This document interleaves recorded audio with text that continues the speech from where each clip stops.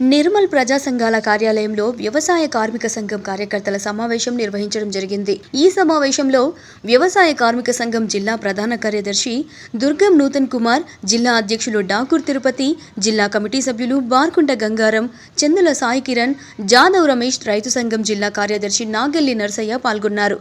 దుర్గం నూతన్ కుమార్ మాట్లాడుతూ వ్యవసాయ కార్మికులకు కనీస వేతనాలు ప్రభుత్వం చెల్లించడం లేదు. 2013 తర్వాత వ్యవసాయ కార్మికుల కూలీ రేట్లను పెంచలేదు.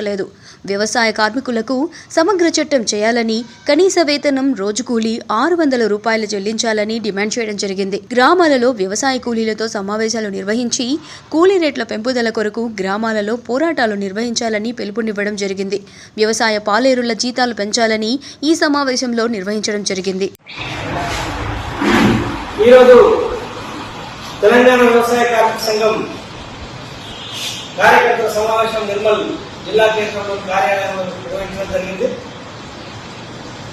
వ్యవసాయ సీజన్ ప్రారంభమైంది. వ్యవసాయ కూలీలకు అతి తక్కువ వేతనాలు చెల్లిస్తున్నారు. వ్యవసాయ కూలీలకు సమగ్ర చట్టం చేయాలని, కనీస వేతనము వ్యవసాయ కూలికి 600 రూపాయలు చెల్లించాలని, గ్రామాలలో వ్యవసాయ కూలీలకు వేతనాలు పెంచాలని చెప్పి తెలంగాణ వ్యవసాయ కార్మిక సంఘం ఆధ్వర్యంలో పోరాటాలు నిర్వహించనున్నాం. వ్యవసాయ కార్మికుల కనీస వేతనాలను పెరుగుతున్న ధరలకు అనుగుణంగా 600 రూపాయలు పెంచాలని చెప్పి లేబర్ ఆఫీసర్కు దరఖాస్తులు ఇవ్వడం, గ్రామాలలో గ్రామ సెక్రటరీలకు దరఖాస్తులు ఇవ్వడం, ఆందోళన కార్యక్రమాలు నిర్వహించాలని చెప్పి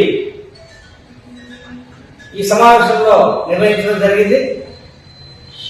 వ్యవసాయ కూలీల వేతనాల పెంపుదలకై వ్యవసాయ కార్మికులు ఐక్యమై పోరాటాలు నిర్వహించాలని చెప్పి పిలుపునిస్తున్నాం.